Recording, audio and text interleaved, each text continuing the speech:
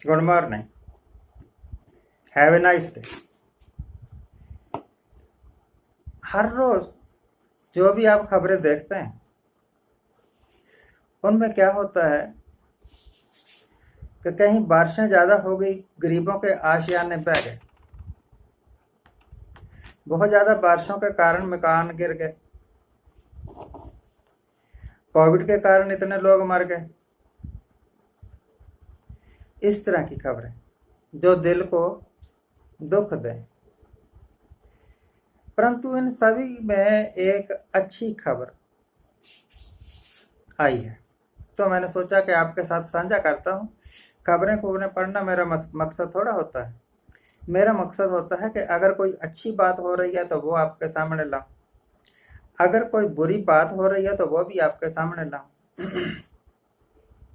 सरकार को क्या पता कि हमारे वास्ते क्या अच्छा है क्या बुरा है। हम बताएंगे कि महाराज ये जो आपने काम किया है ये गलत है, इससे हमारा ये नुकसान हो रहा है, पब्लिक का नुकसान हो रहा है, देश का नुकसान हो रहा है, और फिर सरकार उसमें सुधार करती है। कश्मीर से गवर्नमेंट ऑफ इंडिया ने फैसला किया है कि कश्मीर से सिक्योरिटी फोर्सेस वापस बुलानी शुरू करेंगे।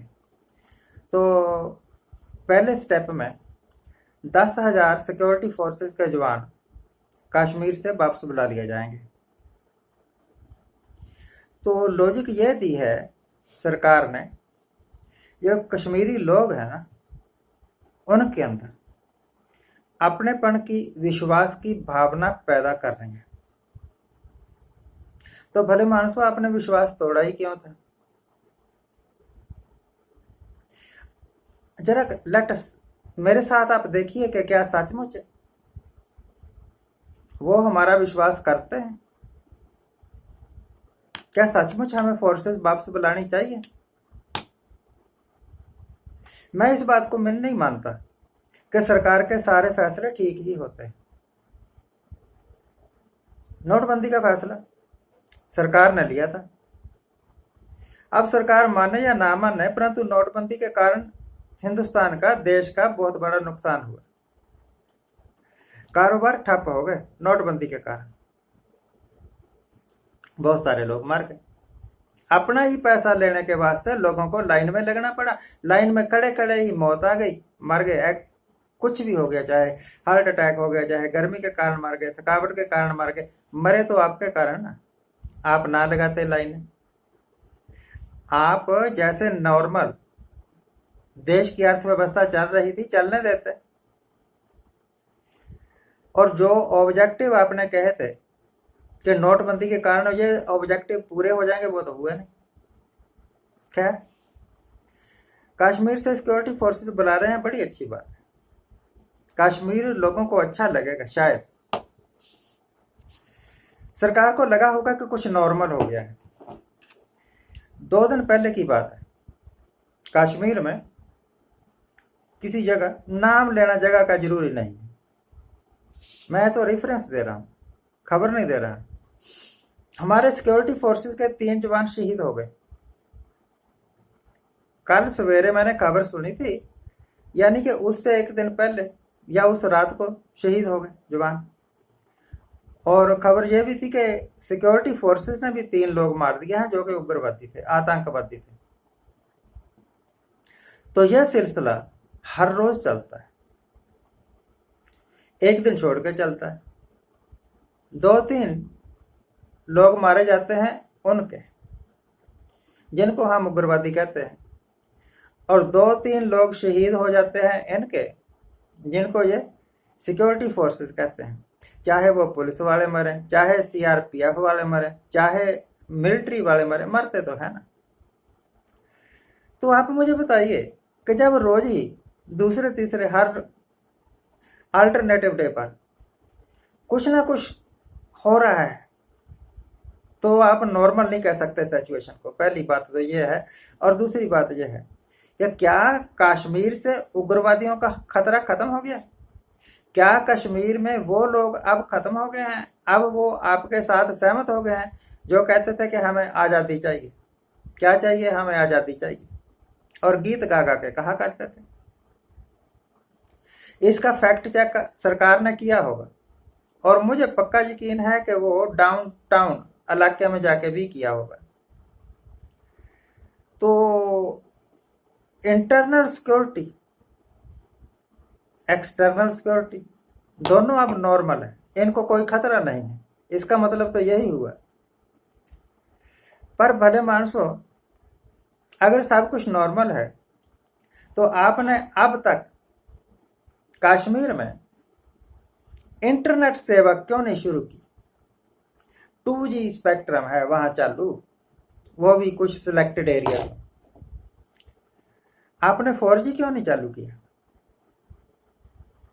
इंटरनेट से आपको कौन सा खतरा पैदा हो जाने वाला है?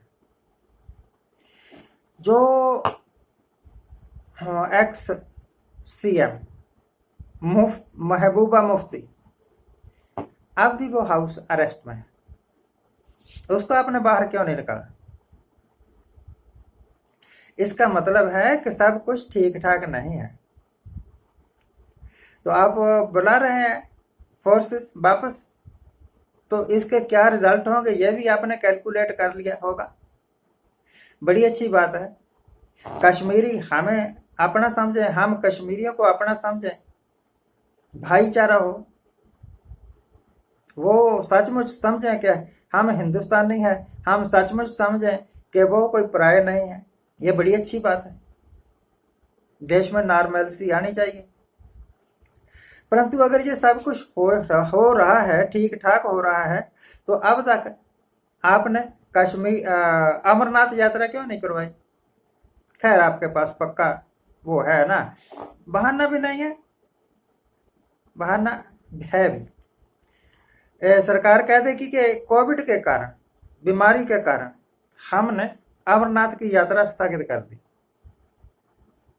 तो फिर वैष्णो देवी की यात्रा क्यों शुरू कर दी?